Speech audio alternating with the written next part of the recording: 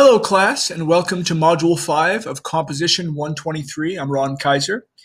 This week, we have a very important milestone to turn in. And it's an assignment that will not only be graded, obviously, this week, but also it is the foundation for the final paper. You'll be turning in the first draft of your persuasive essay. Of course, you have other assignments this week and readings as well, but this is the monumental one. Your draft should reflect all the elements that you've been working on in your persuasive paper. Eventually, when you get to Module 7, you'll turn in the final draft, and that needs to be 5 to 7 pages, a full 5 to 7 pages, not 4.5, but the minimum 5. And honestly, you might want to think about definitely making it longer than that so you can make sure that you have a thorough paper. It's not necessarily about the length of the paper, but I can't stress enough how important it is to have a thorough argument. And so you're going to want to make sure that you have all of the pieces in place for that draft. You might not have your full essay there, but much of it should be present because the more you put into that essay now, the more I'll be able to give you feedback on. And that way it'll give you a better chance to have a success when you turn in your final draft in week 7. So you want to make sure when you're writing this essay, I can't stress this enough, you need to write an introduction. In other words, introduce us to the topic. Tell us some basic details about the topic. Even thinking about a good hook or creative hook, a way to get the reader interested, is a great idea. But then introduce that topic. Tell us some details about it so that we're not wondering. And then you need to state your thesis, your argument.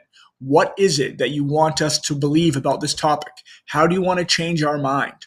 From there, you want to lay out your main points. And this is all in that first paragraph. Okay. After that, remember, a good rule of writing is one idea per paragraph. Each paragraph should start out using the PI method, right?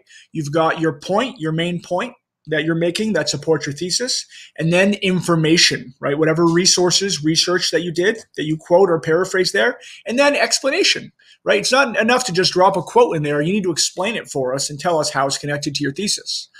You're going to want to have plenty of body paragraphs. Of course, they'll make up the majority of your paper. And within those body paragraphs, at least several of them should be counter arguments.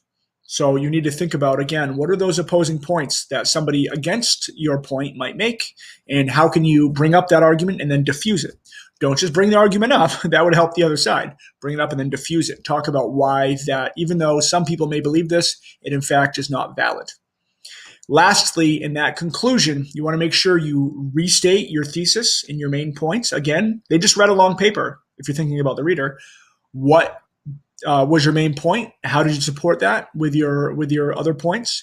And then your insights. Share with us what all this means. Does it matter? Hopefully it does. What are the implications of all of this? Now that you've just made this argument, what does it mean for the future? Tell us about the next step, or tell us why this really matters right now. If you have any questions at all about this essay, let me know, folks. Otherwise, work hard, and I'll be happy to take a look at those drafts and see how we're doing. If you have any questions, please don't hesitate to ask me, and have a great night.